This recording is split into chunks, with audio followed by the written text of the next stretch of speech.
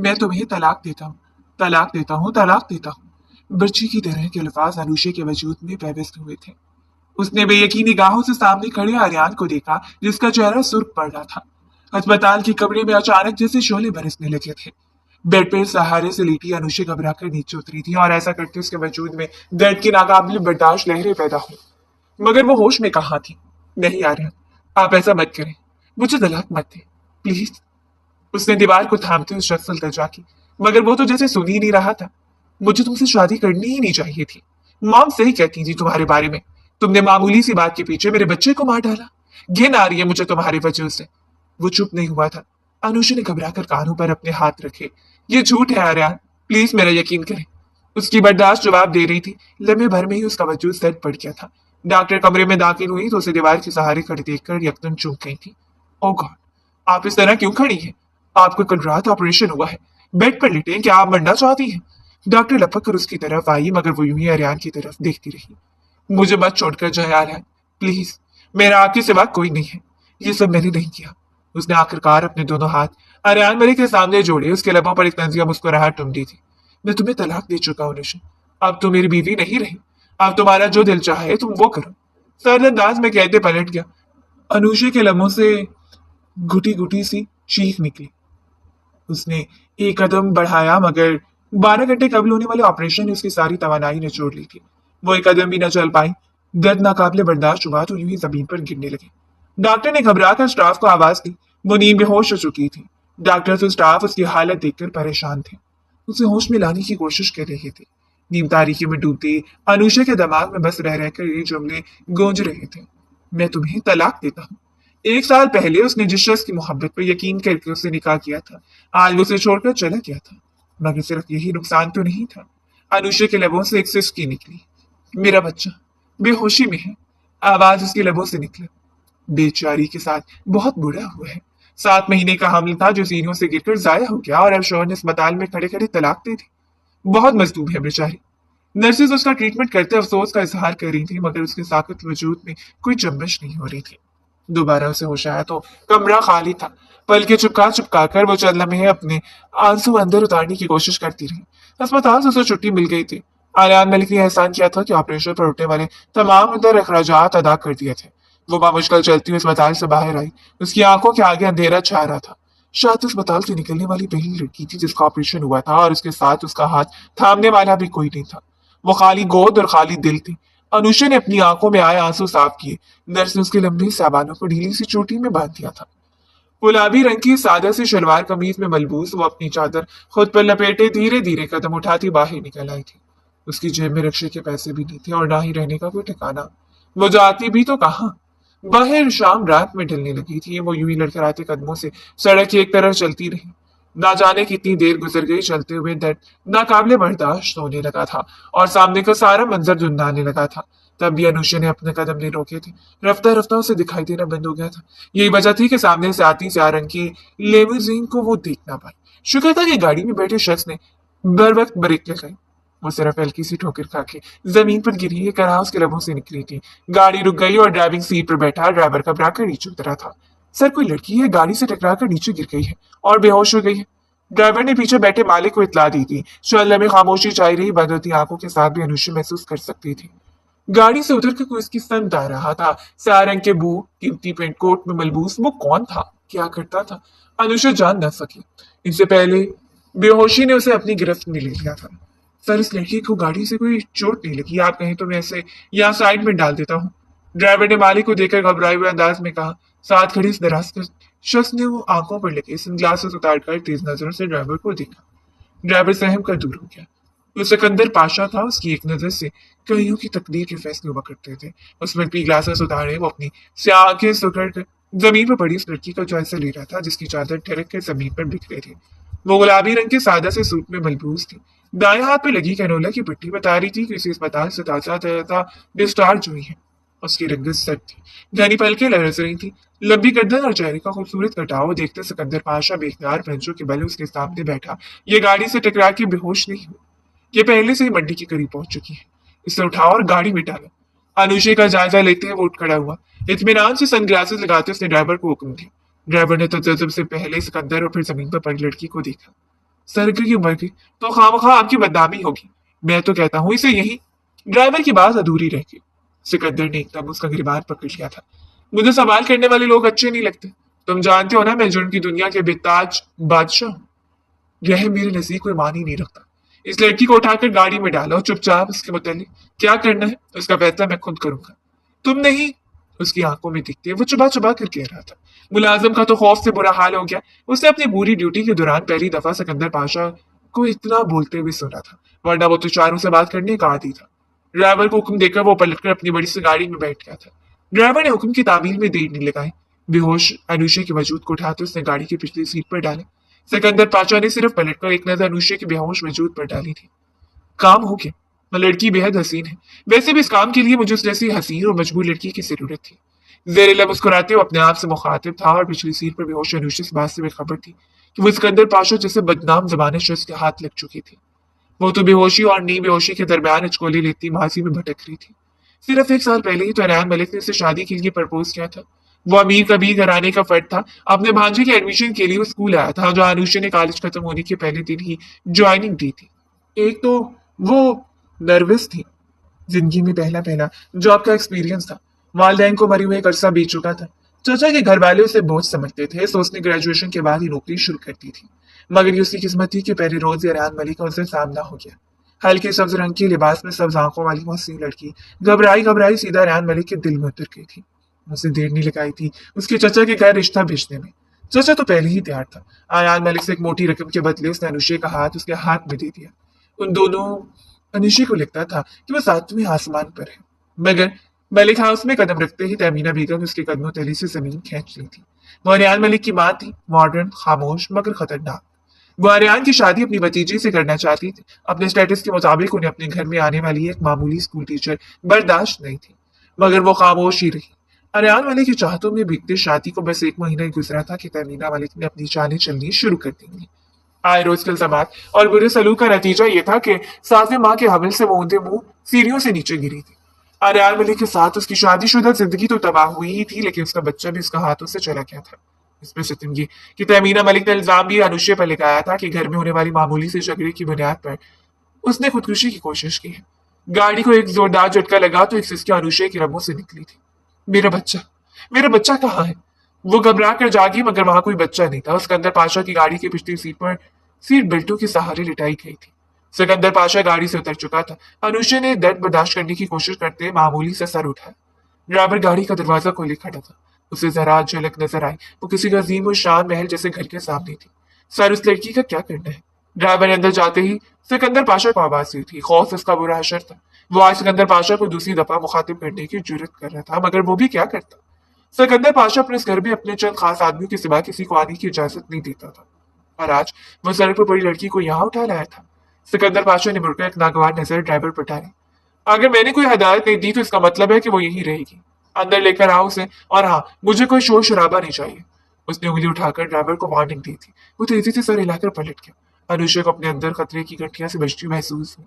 उसने तेजी से उठना चाहा, मगर देर की नाकाबिले बर्दाश्त लहर उसके अंदर बेदार हुई थी। बेख्तियार उसने पेट के नीचे हिस्से में हाथ रखा। ऑपरेशन हुआ आज दूसरा दिन था। वो लावारसों की तरह न जाने किसके रहमो करम पर थी। बात का हुक्म है, लड़की इस जगह पर तैयार की जाएगी, इसलिए उसे अंदर ले जाने में मेरी मदद करो। ड्राइवर के हुक्म पर चंद लंबे तिरंगे अफराद ने अनुषा को गाड़ी से नीचे उतारा। वो अपनी जगह पर सुन सी रहेगी। छोड़ो मुझे, मुझे जाना है। ये कौन सी जगह है? वो बुरी तरह से घबराई, मगर वो सारे अफराद तो जैसे उनके गूंगे बहरे थे।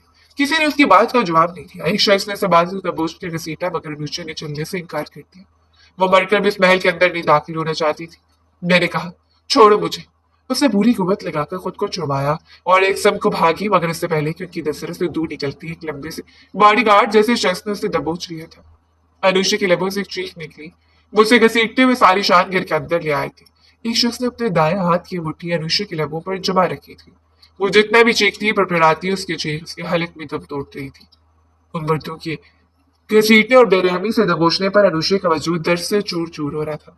बुरी तरह से मचलती वो खुद को छुड़ाने की कोशिश कर रही थी। जब भी कपड़े तब्दील करके सीढ़ियां उतरकर नीचे आते हुए सिकंदर पाशा ने चूम कर उसे देखा। उसके माथे पर नागवार बल पड़े थे। उसे अपने आदमियों पर शदीद गुस्सा आया, मगर इससे पहले कि कुछ करता उसकी नजर अनुष्य की हल्की गुलाबी कमीज पर पड़ी थी, जहाँ पेट के निचले हिस्से पर बड़ी तेजी के साथ खून का निशान वाज़ेह हो रहा था। सिकंदर पाशा बुरी तरह से चौंका। छोड़ दो इसे, दूर हट जाओ इसे। उसकी भारी आवाज गूंजी तो उसके बॉडी गार्ड्स तड़पती हुई आवाज अनुष्य को छोड़कर फौरन साइड पर हो गए थे। वो अपना दरवाजे बरकरार नरक पाई और रोंदे मुंह जमीन पर गिर पड़ी थी। सिकंदर पाशा बेख्तियार चंद कदम आगे बढ़ा। उसके हाथ में मौजूद मोबाइल पर एक मैसेज नमूदार हुआ था। सर, जिस लड़की की मालूमात के लिए आपने कहा था उसका नाम अनुष्य है, लावारिस है, उम्र 21 साल है। शोहर ने अस्पताल में खड़े खड़े तलाक देती थी क्योंकि वो समझता था कि उस लड़की ने उसके बच्चे को खत्म किया है, खुद को सीढ़ियों से गिरा कर। लड़की का 2 दिन पहले ऑपरेशन हुए, बच्चे का भी इंतकाल हो गया था। वो सराहते में रह गया। बेख्तियार से जमीन पर पड़ी अनुष्य को देखा। वो धीरे धीरे लरस रही थी। ये तो उसने सोचा भी नहीं था। जुर्म की दुनिया में नाकी लुबे से सालों गुजर चुके थे, मगर अनुष्य जैसी लड़की से उसका सामना पहली दफा हुआ था। वो कदम कदम चलता अनुष्य के पास आया। वो धीरे धीरे सिसक रही थी। दर्द की शिद्दत से उसके लबों से कराही निकल रही थी। सिकंदर पाशा ने आजतगी से उसे सीधा किया। गुलाबी रंग की कमीज खून से सुर्ख पड़ने लगी थी। मुझे छोड़ दे प्लीज। कौन है आप लोग? खुदा के लिए मुझे जाने दे। आंसुओं में डूबी हुई आवाज के साथ अनुष्य ने एक दफा फिर मिन्नत समाजित की। सिकंदर पाशा ने लब भींच कर उसका जायजा लिया। शर्म आनी चाहिए तुम लोगों को। क्या तुम लोगों को दिखाई नहीं देता कि ये बीमार है? उसे मेडिकल सेंटर भिजवा, अभी के अभी। इसे जितनी तकलीफ दी है वो सबके सब दूर हो जानी चाहिए। वो एकदम पलटकर अपने आदमियों पर ढाड़ा। बेबसी से रोती अनुष्य ने उसके दिल पर अजीब असर दिखाया था। सिकंदर पाशा के आदमियों ने फौरन तामील की थी। वो फौरन अनुष्य को उठाकर घर के दूसरे हिस्से में ले गए तो वो बेबसी से उठ खड़ा हुआ था। आखिर क्या हो रहा है मुझे? मैं इसे सिर्फ यहाँ इससे लाया था कि अपना काम निकलवा सकूं, तो फिर मुझे इतनी हमदर्दी क्यों हो रही है उसके साथ? बेजारी से सर झटकते वो निडाल अंदाज में सोफे पर बैठ गया। उसकी आंखें सामने दीवार पर जमी थी। सर, आप इस लड़की को यहाँ क्यों लाए हैं? आप तो उसके घर में सिर्फ अपने करीबी लोगों को आने जाने की इजाजत देते हैं, सिक्योरिटी रिस्क की वजह से। उसके खास आदमी जबान ने सवाल किया। सिकंदर पाशा खामोश रह गया। वो बेहद हसीन है जबान, तुमने देखा नहीं? ऐसा हुस्न बहुत अनमोल है मुझे। यूरोप में जो डील करनी है उसके लिए मुझे ऐसी बेमिसाल हुस्न की जरूरत थी। उसे देखकर मुझे लगा सिर्फ वही मेरा काम आ सकती है। वो मेरे लिए खतरा नहीं बन सकती। तुमने देखा नहीं वो कितनी मासूम सी है? सिकंदर पाशा ने संजीदगी से जवाब दिया। जबान समझ गया था उसका मालिक क्या चाहता है, सो खामोशी से मेडिकल सेंटर की तरफ पलट गया। ये मेडिकल सेंटर सिकंदर बादशाह के घर में ही तामीर किया गया था। जमान जानता था लड़की जल्द अज जल्द सेहतयाब होनी चाहिए, वरना सिकंदर बादशाह उनमें से किसी को जिंदा नहीं छोड़ने वाला था। अनुष्य को सेहतयाब होने में कुछ दिन लग गए थे और जिस दिन वो बिस्तर से उठने की काबिल हुई, उस हाथ में लगी हुई ड्रिप नोच कर फेंक दी। उसकी फाइल का जायजा लेती नर्स ने हैरत से उसे देखा, जुटकर अपना दुपट्टा संभालते जाने के लिए तैयार हो रही थी। कहाँ है तुम्हारा मालिक? मुझे से बात करनी है। कैद करके रखा है तुम लोगों ने मुझे यहाँ पर। मुझे यहाँ पर एक और मिनट भी नहीं रहना। वो नर्स की तरफ देखते चिल्लाई थी। नर्स खामोशी से फाइल का जायजा लेती रही। तुम सब लोग बोलते क्यों नहीं हो? गूंगे हो क्या सब लोग? मैं कितने दिनों से तुम लोगों से पूछ रही हूँ कि मैं कहाँ हूँ। कौन है तुम लोगों का मालिक? आखिर मुझे क्यों अगवा करके रखा है तुम लोगों ने? क्या चाहते हो मुझसे? अनुष्य की बर्दाश्त जवाब दे चुकी थी। उसने बेबसी से दरवाजे को देखा। दरवाजा लॉक था। पिछले कई दिनों से उसका भरपूर ख्याल रखा जा रहा था, मगर यहाँ से बाहर निकलना उसके लिए मुमकिन नहीं था। इतना तो अनुष्य को भी अब पता चल गया था। सिकंदर साहब घर पर नहीं होते। वो बहुत कम यहाँ आते हैं और जब वो आते हैं तो ऊपर अपने कमरे में ही रहते हैं। वहां किसी को जाने की इजाजत नहीं है। नर्स ने इंजेक्शन रेडी करते इत्मीनान से जवाब दिया। अनुष्य का जी चाहा सिकंदर नामी शख्स का खून कर दे। मैं जा रही हूँ तुम्हारे मालिक से मिलने। मैं खुद उससे पूछ लूंगी कि आखिर उसने मुझे यहाँ क्यों कैद कर के रखा है। आखिर क्या कसूर है मेरा? समझता क्या वो अपने आप को?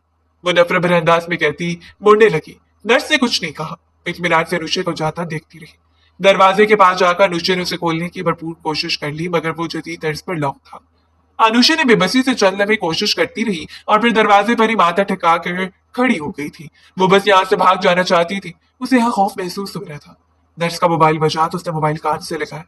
उसे मेरे पास आने दो, दरवाजा खोल दो। सिकंदर पाशा की मुतमईन आवाज गूंजी तो नर्स ने ताबेदारी से सर हिला दिया। अनुष्य नहीं चाहती थी, वो उसकी एक एक हरकत पर नजर रखे हुए था। नर्स ने दरवाजा खोला तो तीर की तरह बाहर निकल आई। वो सचमुच कोई महल ही था। ऊंची छत, लंबी लंबी राहदारियां। अनुष्य तहरीर ज़दा सी चंद लम्हे देखती रही। कितना अमीर है ये शख्स जो इतना बड़ा घर अफोर्ड कर सकता है, जिसके अंदर ऐसा शानदार मेडिकल सेंटर भी है। उसने पलटकर हैरत से हर चीज को देखा था। सिकंदर साहब ऊपर है, आप वहां चली जाइए। नर्स ने उसे पुकारा तो वो मुड़े बगैर आगे बढ़ती चली गई। सीढ़ियां चढ़ना उसके लिए आसान नहीं था, मगर खुद पर जब्त करती वो ऊपरी मंजिल पर चली आई। जिस कमरे का नर्स ने उसे बताया था उसका दरवाजा खुला था। अनुष्य की हालत खौफ से गैर होने लगी, मगर उसने हिम्मत करके दरवाजा धकेला। सिकंदर पाशा सामने रखे सोफे पर बैठा था। लैपटॉप उसके हाथ में था। उसने अपनी सफेद शर्ट के आसीनों को कोहनियों तक फोल्ड कर रखा था। मेरे ऐसी से माथे पर गिरते बालों को पीछे करते उसने आहट पर सर उठाया। अनुषा को देखते हुए चंद लम्हों के लिए साकित हुआ। क्या मैं पूछ सकती हूँ, क्या आपने मुझे यहाँ कैद करके क्यों रखा है? कौन है आप, क्या चाहते हैं मुझसे? मेरे पास आपको देने के लिए कुछ नहीं है। वो हिम्मत करके अंदर चली आई थी। सिकंदर ने कोई जवाब नहीं दिया। अनुषा की आंखों में आंसू भरने लगे। खुदा के लिए मुझे यहाँ से जाने दे। मेरी जिंदगी पहले ही बर्बाद हो चुकी है, मुझ पर रहम खाए। उसने बेबसी से अपने लब कुचले। गहरी सांस लेते सिकंदर पाशा ने लैपटॉप बंद किया और उठ खड़ा हुआ। दौरान बेहोशी नर्स ने अनुषा के कपड़े बदल दिए थे और उस वक्त वो कासनी रंग की कुर्ते शलवार में मलबूस थी। दुपट्टा लापरवाही से गले में डाला गया था। लंबे घने बाल जिनके आखिर में कर्ल्स बढ़ते थे वो नर्स ने सलीके से समेट कर पोनी में वकेत कर दिए थे। लंबी पलकों को बार बार चुकाती अपने लब कुचलती वो सीधा सिकंदर पाशा के दिल में उतरती चली गई। मैं ज्यादा लंबी बात करने का कायल नहीं हूँ। मेरा नाम सिकंदर पाशा है।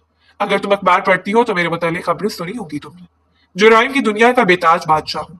मुझे अपनी एक डील के लिए तुम्हारी जैसी लड़की की तलाश थी, एक एशियन लड़की। इसीलिए मैं तुम्हें अगवा करके यहाँ पर लाया हूँ।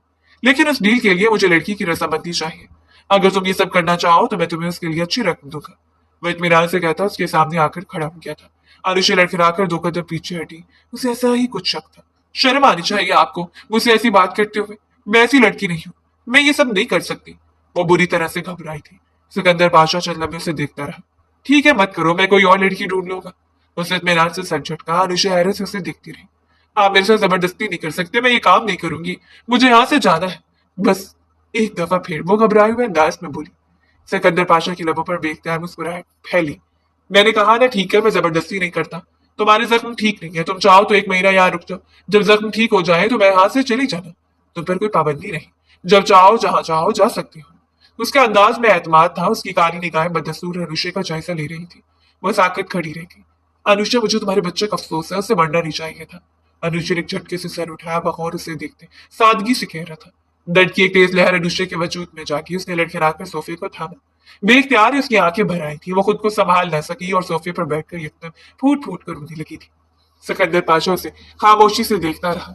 वो रोती रही। अपने बच्चे के मरने और आराम वाले की तलाक का दुख उसकी आंखों से आंसू बनकर निकल रहा था। न जाने वो कितनी देर तक रोती रही। जब उसने सर उठाया तो सिकंदर पाशा टिश्यू उसके सामने रख रहा था। आई एम सॉरी, मगर समझ सकता हूँ। मेरा भी एक बेटा है, उसकी उम्र 1 साल है। तुम चाहो तो जब तक यहाँ उसके साथ वक्त गुजार सकती हो। तुम्हारा गम कम हो जाएगा।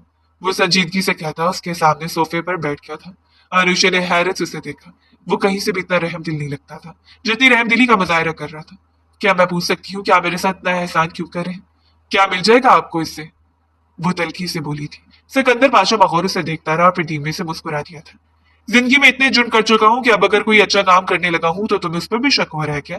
क्या पता इस तरह मेरे अमालनामे में भी कोई अच्छी चीज दर्ज हो जाए। वो संजीदगी से कहता उठ खड़ा हुआ था। अनुषा साकित बैठी रही और फिर उसकी नजर साइड टेबल पर रखी गन्स पर पड़ी। जदीद तर्ज की दुकान। खौफ से अनुषा की रगों में लहू मुंजमद होने लगा। वो घबरा कर अपनी जगह से उठ खड़ी हुई। सिकंदर पाशा ने उसे रोका नहीं। सीढ़ियां उतरकर नीचे आने तक अनुषा पक्का कर चुकी थी उस घर में नहीं रहेगी। मगर उसकी बदकिस्मती थी, राहदारी में कदम रखते ही उसे एक बच्चे के रोने की आवाज सुनाई दी थी। वो तड़प कर मुड़ी। जहर में जो बेख्तियार कफन में लिपटा वो सफेद वजूद नजर आया जो नर्स ने उसे दिखाया था। सामने कमरे में 2 साल का बच्चा नींद से उठकर रो रहा था। आया उसे चुप करवाने की कोशिश कर रही थी, उसके लिए फीडर तैयार कर रही थी। बच्चा बेचैन था, बार बार रोने लग जाता था। दरवाजे में खड़ी अनुषा साकत निगाहों से उसे देखती रही और उसने फैसला कर लिया वो यही रहेगी उस बच्चे के लिए, तब तक जब तक उसके जख्म भर नहीं जाते। ऊपर अपने कमरे में सिकंदर शाह की लबों पर एक तजिया मुस्कुराहट फैल गई। उसका फोन बज रहा था। बजते फोन को उसने कान से लगाया। दूसरी जानिब की आवाज सुनते चंद लम्हे खामोश रहा। 1 महीने बाद लड़की तुम्हारे पास पहुंच जाएगी और वो अपनी मर्जी से आएगी। मेरे काम करने का तरीका मुख्तलिफ है। डील पक्की समझो। अंग्रेजी में कहते हैं। उसका लहजा सट था। फोन बंद करके टेबल पर पटकते और बिस्तर पर ढेर सा हो गया था। अनुषा ने उस नन्हे से बच्चे को अपने बाजुओं में समेट लिया था। आया उनके पाने का तरीका प्रोफेशनल जरूर था मगर उनमें माँ की मोहब्बत की चाशनी नहीं थी। कितनी देर तक वो नन्हे सालार के हाथों को देखते रोती रही। उसे अपना बच्चा याद आ रहा था जैसे वो गोद तक में उठा नहीं सकी थी। सालार भी उसे मायूस हो गया था। इसके कमरे से बाहर लाउंज में आई तो उसे पता चला इस घर में वो अकेली नहीं थी, यहाँ कोई और भी था। वो सिकंदर की माँ थी, बूढ़ी और कमजोर। वो व्हीलचेयर के सहारे हरकत करती थी। आरुषि को घर में देख कर वो भी बेहद हैरान थी। मुलाजमा ने मुझे बताया है तुम सिकंदर की मेहमान हो, कुछ दिन यहाँ रहोगी। उन्होंने दिलचस्पी से अनुषा का जायजा लिया जो सालार को बारीक बारीक नाखन एहतियात से काट रही थी। उन्हें देखकर हल्का से मुस्कुराती। तुम्हारी अपनी सेहत भी अभी ठीक नहीं है, अपना भी ख्याल रखो। उन्होंने मुलाजमा को अनुषा के लिए खाना लाने का कहा। अनुषा ने आस्तगी से सर हिलाया। मैंने खाना खा लिया था। सालार बहुत प्यारा बच्चा है। उसकी माँ कहाँ है? उसने सवाल किया मगर व्हीलचेयर पर बैठी दुराना बेगम की मुस्कुराहट समझ गई। इसका नाम मत लो। सिकंदर नहीं चाहता इस घर में इसका जिक्र हो। उनके अंदाज में अफसरदगी उतर आई थी। अनुषा खामोश सी हो गई। सालार की किलकारियां उसका दिल बहला रही थी। हरियान मलिक का दिया हुआ गम उसके दिल से उतरने लगा था। उसे लाउंज में बैठे 1 घंटा गुजर गया। वो दुर्दारा बेगम के साथ साथ बातों में मगन थी। उन्होंने अनुषा से कहा था कि उसे मामा कहकर मुखातिब करे। अनुषा ने खामोशी से कंधे उचका दी। ठीक होने तक उसे यहाँ रहना ही तो फिर वो उस बुरी औरत का दिल क्यों दुखाती? ये और बात की जब उसके मुंह से मामा निकला तो दुर्दारा बेगम देखते खुश हो गई थी। शाम ढलने लगी थी जब सिकंदर बादशाह लाउंज के दरवाजे से अंदर दाखिल हुआ। उसे देखते अनुचित चौंकी। बेख्तियार ही उसने अपने दुपट्टे को खुद पर दर्ज किया था। अरे सिकंदर, तुम तो महीनों महीनों घर नहीं आते, सिर्फ 3 दिन बाद ही हमारी याद कैसे आ गई? दुर्दाना बेगम ने उसे देखते ही मोहब्बत से कहा। वो हल्का सा मुस्कुराकर सोफे पर बैठ गया। मुझे सालार याद आ रहा था। उसने अपनी निगाह अनुषा से चुराई। वो खामोश बैठी अपने पैरों को तकने लगी थी। दुर्दाना बेगम हंस पड़ी। सालार को तो तुमने कभी गोद में भी नहीं उठाकर देखा, तुम्हें उसकी याद कैसे आ सकती है? या फिर कोई और बात है? उनके लहजे में शरारत छलकी थी। सिकंदर बादशाह ने घबरा कर दाएं बाएं देखा और आसपास मुलाजमों की पूरी फौज थी जो अपने अपने कामों में मगन थी। अनुषा उठ खड़ी हुई। मैं अपने कमरे में जा रही हूँ, अगर सालार हुई तो मुझे दे जाना, उसने मुलाजमा से कहा। मगर इससे पहले कि वो जाती, सिकंदर ने बेख्तियार उसे आवाज दी थी। मुझे एक कप काफी बना देंगी आप प्लीज? मुलाजमा के हाथ में टेस्ट नहीं है और मेरे सर में बहुत दर्द है। उसकी बात पर अनुषा बेख्तियार मुड़ी। वो बगौर उसे ही देख रहा था। सर हिलाकर खामोशी से किचन की समझ चली गई। काफी बरातों से मुसलसल सिकंदर बादशाह का ख्याल आ रहा था। इतना अच्छा डिसेंट इंसान ऐसे गलत कामों में आखिर कैसे पड़ गया? खैर मुझे क्या, कुछ दिनों तक मुझे यहाँ से चले ही जाना है। जब तक मैं नई जॉब करने के काबिल नहीं हो जाती, इस घर में रहना मजबूरी है।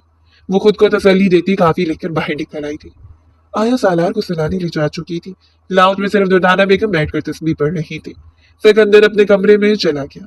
वहीं उसे काफी लिया और वहां किसी मुलाजिम को आने नहीं देना। तुम्हें ही ले जानी पड़ेगी, उन्होंने कहा तो वो जजलाते हुए काफी लेकर ऊपर चली आई। वो फिलहाल सिकंदर का सामना नहीं करना चाहती थी, मगर वो तो जैसे उसका मुंतजर था। उसे आते देखकर वो अपनी जगह से उठ खड़ा हुआ। आपकी काफी, उसने काफी बेस पर रखी। सिकंदर ने जल्दी से मग उठा लिया। मैं सोच रहा था अगर आप फ्री हैं तो मार्केट से सालार के कुछ खिलौने और कपड़े लें। आया की पसंद कुछ खास नहीं है और मैं अपने बेटे के मामले में किसी और पर भरोसा नहीं कर सकता। काफी के सिप लेते उसने अनुषा को मुखातिब किया। सियाह की बगौर अनुषा का जायजा ले रही थी। वह हैरान होते हुए पलटी। तो फिर आप खुद शॉपिंग कर ले अपने बेटे की। आखिर आप इतने मोहताज क्यों हैं? कभी मेरे, कभी आया के। वो आपका बेटा है, आपको उससे मोहब्बत करनी चाहिए। वो बोलती चली गई। सिकंदर पाशा के लबों पर मुस्कुराहट फैली। मुझे बच्चों से मोहब्बत करने की चीजें सिखाई नहीं। अगर तुम्हारे पास टाइम हो तो तुम सिखा देना। वो बस उससे बात करना चाहता था। अनुजा को घबराहट सी होने लगी। वो हामी भरकर फौरन पलट आई। सिकंदर पाशा की नजरें उसे उलझन में मुब्तला कर रही थी, मगर वो उसे इनकार भी नहीं कर सकती थी। आखिर जब उसके घर में रहना था तो फिर उस मामूली से हुक्म को मानने में क्या एतराज था? यूं भी सालार के साथ उसका काफी दिल लग गया था। अगले दिन उसने मुलाजिम से गाड़ी निकालने का कहा। जब तैयार होकर बाहर आई तो ये देखकर वो हैरान रह गई थी कि गाड़ी में कोई मुलाजिम या ड्राइवर नहीं बल्कि सिकंदर बादशाह खुद मौजूद था। आपके मुलाजमीन तो आपसे बहुत खौफजदा रहते हैं। बकौल उनके आप कभी इस घर में नजर ही नहीं आते।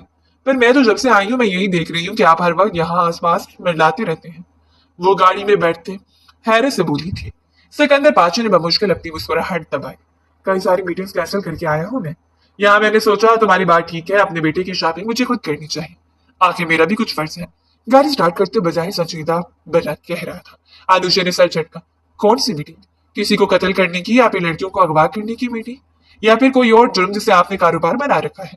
उसके अंदाज में तलखी उतर आई थी। सिकंदर पाशा खामोश रह गया। ये मेरा काम है और मेरे लिए यही बेस्ट है। वो मुतमईन था।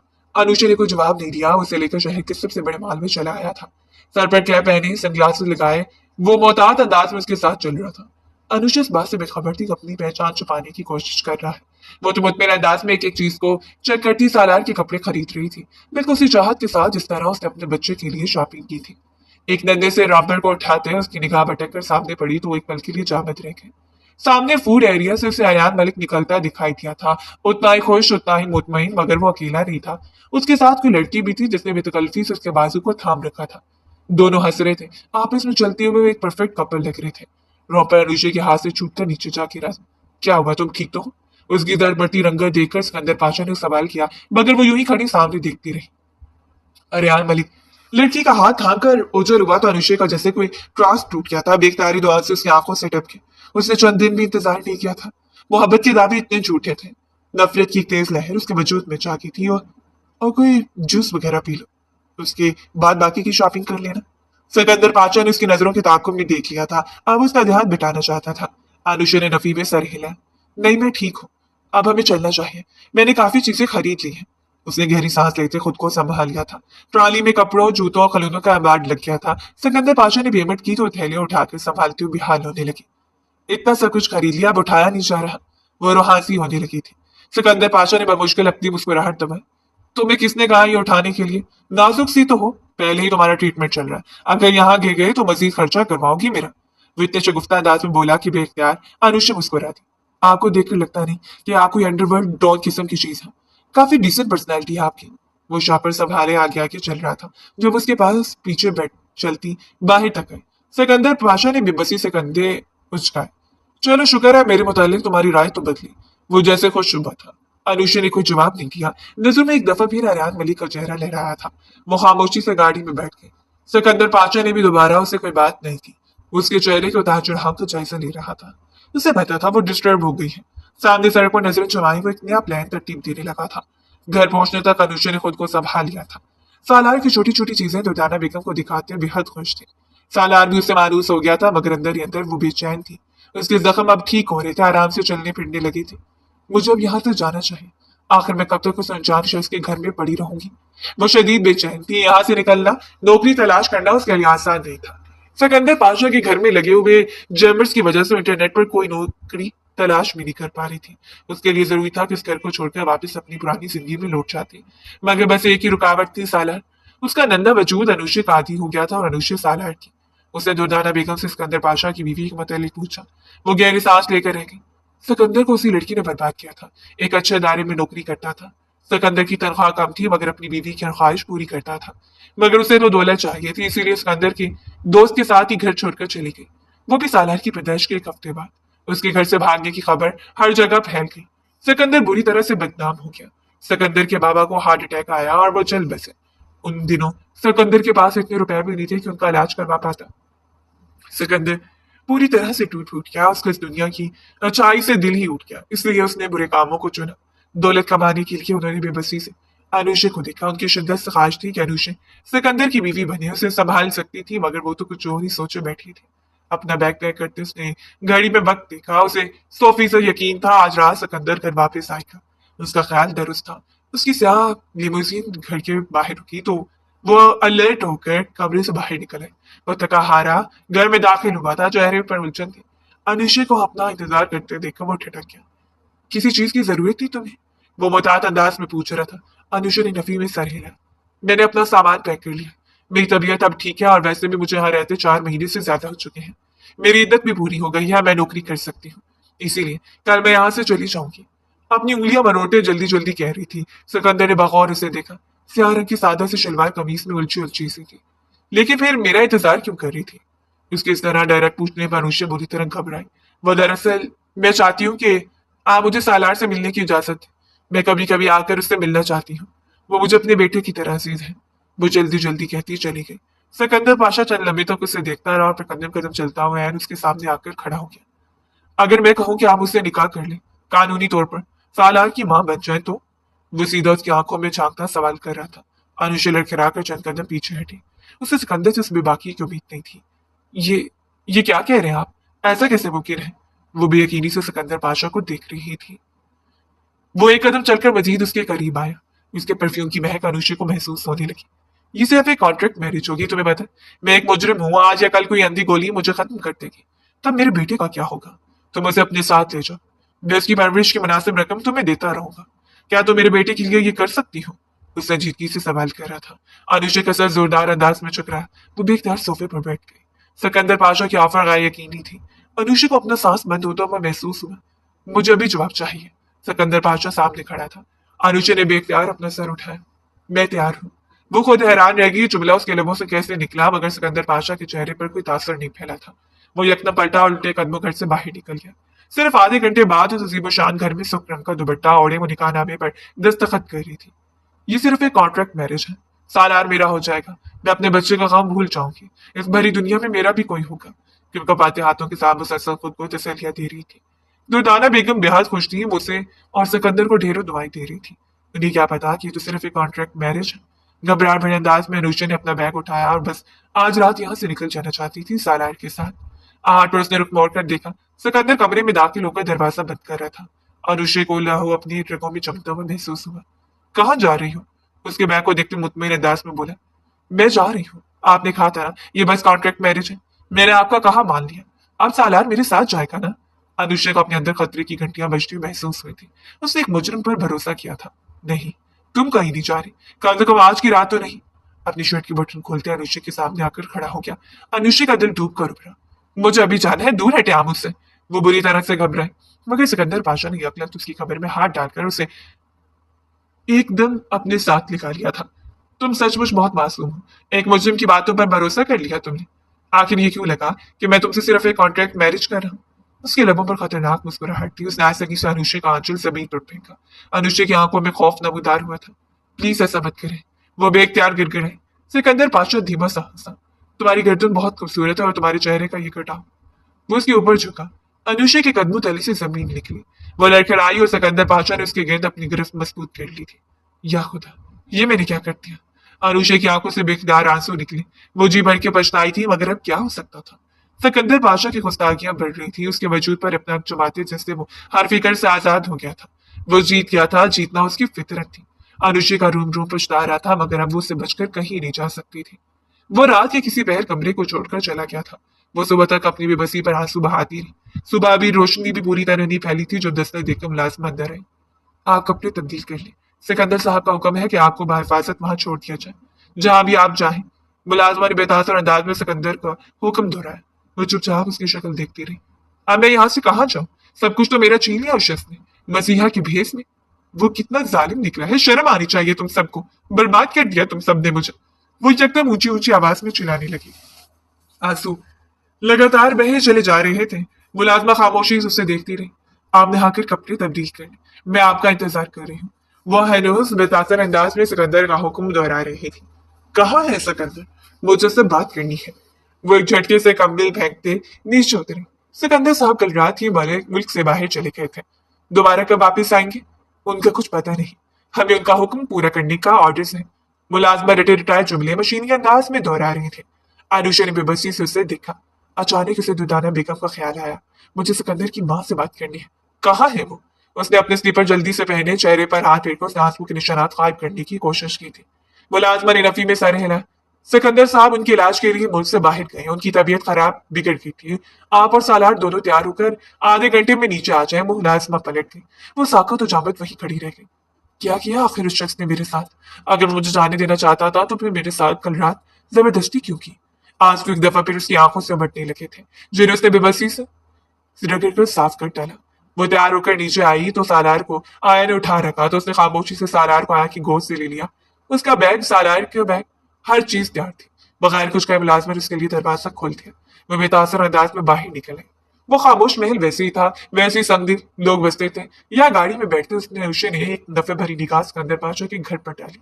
उसे पता था दोबारा यहाँ कभी कदम नहीं रखेगी, कहीं भी गायब हो जाएगी। मुलाजिम से उसने एक गर्ल्स हॉस्टल के सामने गाड़ी रोकने का कहा। मुलाजिम ने गाड़ी रोकी तो सालार को लेकर नीचे उतर आई। किसी जमाने में इसके कॉलेज की फ्रेंड की माँ गर्ल्स हॉस्टल की इंचार्ज थी। उससे उम्मीद थी कि यहाँ उसे और सालार को रहायश मिल जाएगी। मिस ताबंदा उसके तारुफ पर उसे पहचान गई थी। उन्होंने उसे कमरा देने की हामी भी भर ली, मगर न जाने क्या हुआ। कागजात पर अनुषा और सालार का नाम लिखते उनका फोन बजा, जिसे सुनते उनके चेहरे की रंगत सट पड़ गई थी। माफ कीजिएगा अनुषा, तुम्हारे साथ एक बच्चा भी है, तुम्हें हॉस्टल में नहीं रख सकती। हाँ, लेकिन मेरा एक फ्लैट खाली है, वहां सिक्योरिटी अच्छी है। तुम चाहो तो मैं तुम्हें रेंट पर वो फ्लैट दे सकती हूँ, और फ्लैट यहाँ से ज्यादा दूर भी नहीं है। तो तुम मुझसे गर्ल्स हॉस्टल में मेरे पास मुलाजमत भी कर सकती हो। मैं इसमें खाना पकाने के लिए जो शेफ मौजूद है उनकी निगरानी करने के लिए मैं तुम्हें हायर कर रही हूँ। अनुषा को हैरत का झटका लगा। उसके सारे मसाले इतनी आसानी से हल हुए थे, मगर कुछ तो था जो उसे खटक रहा था। सालार को लिए हॉस्टल से बाहर निकल गए। सिकंदर पाशा की भेजी गाड़ी जा चुकी थी। अब वो अकेली ताबिंदा ने अपने साथी गाड़ी में से फ्लैट तक भेज दिया था। 3 कमरों पर मुश्तमिल फ्लैट था। साफ सुथरा और सारी सहूलियात से आरास्ता वो चुपचाप सालार को लेकर वहां चली गई। क्यों किया तुमने मेरे साथ ये सब कुछ सिकंदर पाशा? ये कॉन्ट्रैक्ट मैरिज थी मगर तुमने तुमने मेरा एतमाद तोड़ दिया। नफरत हो रही है मुझे अपने आप से। सालार के नन्हे वजूद को खुद से लिपटाए वो फूट फूट कर रोने लगी थी। अगले 2 दिन तक खुद को संभालती रही मगर जल्दी उसने सालार की खातिर अपने आंसू साफ कर लिए थे। उसकी नौकरी ज्यादा मुश्किल नहीं थी। इसे ताबिंदा ने उसे सालार को अपने साथ लाने की इजाजत दी थी। वो सालार के साथ खुश थी। उसका नन्हा वजूद अनुष्य के लिए जिंदगी साबित हो रहा था। ये उसे फ्लैट में शिफ्ट हुए 5वां रोज था जो शाम के वक्त दरवाजे पर दस्तक हुई। यहाँ कौन आ गया? सालार को सुनाती हुए वो हैरान हैरान थी। बाहर आई मगर दरवाजा खोलते ही उसके कदम तलने से जमीन निकली। बाहर हैरान मलिक खड़ा था। आंखों के नीचे गहरे हल्के शर्ट का बटन टूटा हो। आ आप यहाँ क्या कर रहे हैं? वो घबरा कर 2 कदम पीछे हटी। आर्या ने जल्दी से अंदर दाखिल होकर दरवाजा बंद कर लिया था। मुझे माफ कर दो अनुषा। मैं तुमसे माफी मांगने के लिए आया हूँ। मुझे मॉम की असलियत पता चल गई। मुझे मुलाजमा ने बता दिया कि तुम्हें उन्होंने सीढ़ियों से धक्का दिया था। वो सारे इल्जाम जो तुम पर लगाती रही वो सब झूठे थे। तुम्हारी बात मैंने उनकी भतीजी से शादी कर ली मगर जानती हूँ 1 हफ्ता भी मेरे पास नहीं रही। न जाने कौन सा इल्जाम मुझ पर लगाकर उसने मुझे छोड़ दिया। मेरी आधी से ज्यादा प्रॉपर्टी भी हक महर के नाम पर लिखे। तब मुझे तुम बहुत याद आई। अनुष्या मैंने तुम्हारे साथ बहुत ज्यादतियां की हैं। मेरा कारोबार डूब रहा है। मॉम को फालिश हो गया। ये सब तुम्हारी बददुआओं का नतीजा है। प्लीज मुझे माफ कर दो। वो दोनों हाथ जोड़े यकदम गिड़गिड़ाने लगा। अनुष्या लड़खड़ा कर पीछे हटी। ये सच था कि उसने रेहान अली को बहुत बददुआई दी थी मगर इतना सब कुछ उसके साथ होने का उसने कभी सोचा नहीं था। अब मेरे पास क्यों आए हैं? अब हमारे दरमियान क्या वजह है? आपने तो मुझे तलाक दे दी थी। वो भी उस वक्त जब मैंने अपना बच्चा खोया था। आंसू पलकों की बाढ़ तोड़कर उसके चेहरे पर बहने लगे। अरियान ने यकजहत उसके दोनों हाथ थाम लिए। क्या तुम भूल गई हो अनुष्या? मैं तुमसे कितनी मोहब्बत करता था। प्लीज मेरे साथ चलो, मुझे माफ कर दो। मैं तुमसे दोबारा निकाह करने को तैयार हूँ। उसकी बात में अनुष्या करंट खाकर पीछे हो चली थी। एकदम ही उसकी दिल की हालत खैर हुई। निकाह के नाम पर उसे सिकंदर पाशा याद आया था। बेख्तियार उसने चेहरे पर हाथ फेर उसके लम्स को जैसे खुद से हटाना चाहा। मैंने आपको माफ किया। आप प्लीज यहाँ से चले जाए। उसने अरियान को वहां से भेजना चाहा मगर मुसलसल उससे माफिया मांगता रहा। ना चाहते हुए भी अनुष्या को उसके साथ अपना रवैया नॉर्मल करना पड़ा। मैं चलता हूँ, तुम दोबारा निकाह के बारे में जरूर गौर करना। आरुषि ने उसे माफ कर दिया तो इत्मीनान से उठ खड़ा हुआ था मगर इससे पहले कि फ्लैट से निकलता खुले दरवाजे से कोई अंदर दाखिल हुआ था। आरुषि का दिल जोर से धड़का। वो सिकंदर पाशा था। वही सी आंखें, वही साहर सदा पर्सनैलिटी। मुझे खुशी है कि तुमने अपनी जिंदगी बनाने का फैसला कर लिया है। मैं तलाक के पेपर्स रेडी करवा देता हूँ। अगले हफ्ते तुम्हें पेपर्स मिल जाएंगे। दोनों हाथ जेबों में डाले मुतमिन से अंदाज में कह रहा था। अनुषा को जोरदार झटका लगा क्योंकि उसे देखकर रेहान ने किसी रद्द अमल का इजहार नहीं किया था। वो उसे यूं देख रहा था जैसे पहले से उसे जानता। चले जाए यहाँ से अभी और इसी वक्त, वरना मैं पुलिस को बुला दूंगी। वो यकदम जहनी अंदाज में चलाई। उसे खौफ महसूस हुआ था कहीं वो सालार को ले न जाए। मैं जा रहा हूँ, तुमने अपनी जिंदगी के बारे में सोचकर अच्छा फैसला किया। वो पलट गया मगर उसका जख्मी लहजा अनुष्य को बुरी तरह चुभ रहा था। उसके जाते रिया ने गहरी सांस ली। तुमने निकाह कर लिया था शिफ के साथ। चलो कोई बात नहीं, अच्छी बात है कि वो तुम्हें तलाक दे रहा है। वो मिला था मुझसे, ऐसा लगता था वो खुद भी तुम्हें तलाक देना चाहता है। ये तो अच्छी बात है। मैं तुमसे दोबारा निकाह करना चाहता हूँ। मैं तुम्हें दोबारा पाकर बहुत खुश हो जाऊंगा। उसने अनुष्य के हाथ थामे। वो निढास अंदाज में सोफे पर ढेर हो गई थी। ये सच था कि एक वक्त में वो रेहान से बेहद मोहब्बत करती थी। वो इसके पलटाने की दुआएं मांगा करती थी मगर अब उसने बेबसी से बंद कर ली थी। अरियान जा चुका था। सालार की रोनी की आवाज आई तो उठकर अंदर चली आई। अरियान को बेताबी से हफ्ते का इंतजार था। वो हर रोज सुबह अनुषा से मिलने आने लगा था। तबीयत की खराबी की वजह से अनुषा ने हॉस्टल से छुट्टी ली थी। अरियान का रवैया उसके साथ बहुत ज्यादा अच्छा हो गया था। अनुषा के जख्म जैसे बढ़ने लगे थे। वो सचमुच अरियान से दोबारा निकाह करने का मुतल्लिक सोचने लगी थी। सिकंदर पाशा दोबारा उससे मिलने नहीं आया मगर अजीब बात थी, जब भी कभी फ्लैट से बाहर निकलती उसे यूं महसूस होता दो आंखें मुसलसल उसे घूर रही हैं। वो घबरा कर आस पास देखती है मगर कोई ना कोई होता, अक्सर उसे शुबा होता। गाड़ियों की कतारों में स्याह रंग की लिमोजीन गुजरी है। पता नहीं मैं हमेशा इसको इतना क्यों सोच रही हूँ। शुक्र है कि मैं इस क्रिमिनल की गिरफ्त से आजाद होने वाली हूँ। सालार मेरे पास रहेगा और मैं आराम से शादी कर लूंगी। इसके अलावा मुझे और क्या चाहिए। वो सर चटक कर खुद को तसल्ली देती रही। उस रोज जुम्मा था। अनुषा ने फोन करके मिसेस ताबिंदा से माजरत कर ली थी कि मजीद 2 दिन नहीं आएगी। वो चाहती थी कि जब डाकिया तलाक के कागजात लेकर आए तो अपने फ्लैट पर ही मौजूद हो। मगर इससे पहले कि तलाक के कागजात आते अरियान मलिक आ गया। चलो अनुषा डार्लिंग, आज अच्छा सा लंच करके आते हैं। कल तो तुम्हें वो तुम्हारा शोहर आजाद कर ही देगा जिसके मुतालिक तुम कुछ बताती नहीं कि वो कौन है। अरियान ने बेतकल्फी से अनुषा का हाथ थामा। वो घबरा के उसने अपना हाथ छुड़ाया। मुझे लंच करने के लिए नहीं जाना अभी। आप फिलहाल बार बार मत आया करें, मुझे अच्छा नहीं लगता। वो नफासत से इनकार कर रही थी मगर रेहान ने दोबारा से उसका हाथ थाम लिया। अरे जाओ ना, तैयार होकर आ। तुम्हारे साथ अच्छा सा वक्त गुजारने का दिल चाह रहा है। वो इसरार करने लगा तो अनुषा ने चाहते हुए भी चेंज करके आ गई थी। उसे अपनी गोद में सालार को बिठा रखा था, अब उसे भी ले आई हो। यार इसे तो यही घर में रख के जाओ, ऐसा करो कि कोई ख्वाब अबर दवा से पिला दो, हमारी वापसी तक ये सोता रहेगा। आर्यान इत्मीनान से कहा। अनुषा दो कदम पीछे हटी। ऐसा क्यों कह रहे हैं आप? सालार के साथ मैं ये क्यों करूंगी? ये मेरा बेटा है। उसे बहुत बुरा लगा था। आर्या ने माथे पर बल डाले। कल तो तुम्हारा शोहर वैसे भी उसको ले जाएगा अपने साथ, क्योंकि मैं तो उसे अपने साथ नहीं रखूंगा। मैंने तुमसे निकाह करना है इस बच्चे से थोड़ी। न जाने किसकी औलाद है। वो बिफड़ गया था। अनुषा को हैरत का जोरदार झटका लगा। सालार मेरे साथ रहेगा सिकंदर, मुझे तलाक दे दे तब भी मैं इसे नहीं छोड़ूंगी। ये मेरा बच्चा है। उसने बेख्तियार सालार को अपने साथ लिपटा लिया था। अरे चंद लम्हे उसे देखता रहा। तुम्हारा बच्चा है, मुझसे पहले भी किसी और के बच्चे जन्म देती रही हो तुम क्या? अब तंग मत करो, छोड़ो बच्चे को। यहाँ इतना रोमांटिक मूड था, सारा खराब कर दिया। उसे यकदम चिपटने वाले अंदाज में सालार को उठाकर सोफे पर पटका और अनुषा को खींचकर अपने साथ निकाल लिया था। वो दम बखुद रह गई। दूर हटे मुझसे। सालार के साथ ये सब करने की जरूरत नहीं। निकल जाए अभी और इसी वक्त यहाँ से। आप नहीं बदल सकते। मेरा अंदाजा गलत था। उसकी आंखों में आंसू नमूदार होने लगे थे। अरियान को सख्त बुरा लगा। उसने निपटने वाले अंदाज में अनुषा का बाजू पकड़ा। इतने दिनों से टाल किस बात पर रही हो? किस बात का कमिट है तुम्हें? हाँ, मैं वापस आ गया इसका मतलब ये नहीं कि मुझे कोई और लड़की नहीं मिली। वो तो तुम चुपचाप रहती थी, ज्यादा किसी बात पर एतराज नहीं करती थी, इसलिए मैंने सोचा तुम्हारे जैसी अल्लाह मियाँ की गाय ही बीवी के तौर पर मुनासिब है। लेकिन तुम्हारे तो नखरे खत्म नहीं हो रहा। वो शदीद तैश में हुआ था। उसने अनुषा को पूरा झंझोट लाना था। अनुषा के लबों से सिसकी निकली, मगर इससे पहले कि वो कुछ करती फ्लैट का दरवाजा खुला था। सिकंदर पाशा किसी आदमी की तरह अंदर दाखिल हुआ था। अनुषा ने हैरत से मंजर देखा। जब सिकंदर पाशा ने आरान को गर्दन से पकड़कर पीछे घसीटा था। तेरी इतनी जुर्रत कैसे हुई मेरी बीवी को हाथ लगाने की? हाँ, उसने पूरी कुव्वत से मुक्का आर्यान के मुंह पर दे मारा। वो उछलकर दूर जा गिरा। तलाक दी नहीं है अभी, तेरा ख्याल करके दे रहा था। तलाक? मुझे लगा अनुषा तुझसे मोहब्बत करती है, इसलिए निकाह के बाद जबरदस्ती ताल्लुक बनाया मैंने उसके साथ, ताकि तू उसे हिलाने के लिए मजबूर न करे, और ये मेरी तलाक के बाद इद्दत पूरी होते ही तुझसे निकाह कर सके, उस तरह का मुस्तकबिल महफूज हो सके। मगर तुम्हें देखकर मुझे लग रहा है कि मैंने गलती कर दी। वह अरहान मेरे को पीट रहा था। उसके मजबूत जसावत के सामने अरहान किसी तिनके की तरह साबित हो रहा था। लबों पर हाथ रखे अनुज ने लरसती हुई मंजर देखा। अरहान माफिया मांगती उठकर भाग गया था, उतना ही बुजदिल था जितना पहले था। अनुज ने बेबसी से पलकें बीची। क्या मेरी जिंदगी में सिर्फ जिल्ला तमाशे ही रह गए? उसने बेबसी से सोचा। सिकंदर पाशा ने खटाक से फ्लैट का दरवाजा बंद किया था। तुम्हारी चॉइस हमेशा से इतनी बुरी है जितनी इस शख्स को देख कर लगती है। गहरी गहरी सांस लेके वो खुद पर काबू पाने की कोशिश कर रहा था। अनुषा ने एक नेक जख्मी निगाह उसकी तरफ डाली। क्यों आ जाते मुझे बचाने के लिए जब मुझे छोड़ दिया था? तो दोबारा यहाँ आने की क्या वजह है? मैं सालार को आपको नहीं दूंगी, वो तड़प कर बोली। सिकंदर के लबों पर मुस्कुराहट बिखर गई। मैं सालार को लेने नहीं आया, मैं तो यहाँ इसलिए आया था कि तुमसे आखिरी दफा पूछ सकूं, क्या तुम सचमुच मुझसे तलाक चाहती हो? मैं सारे बुरे काम छोड़ दूंगा उस जुर्म की दलदल से। मेरा हाथ थाम कर मुझे बाहर निकाल सकती हो।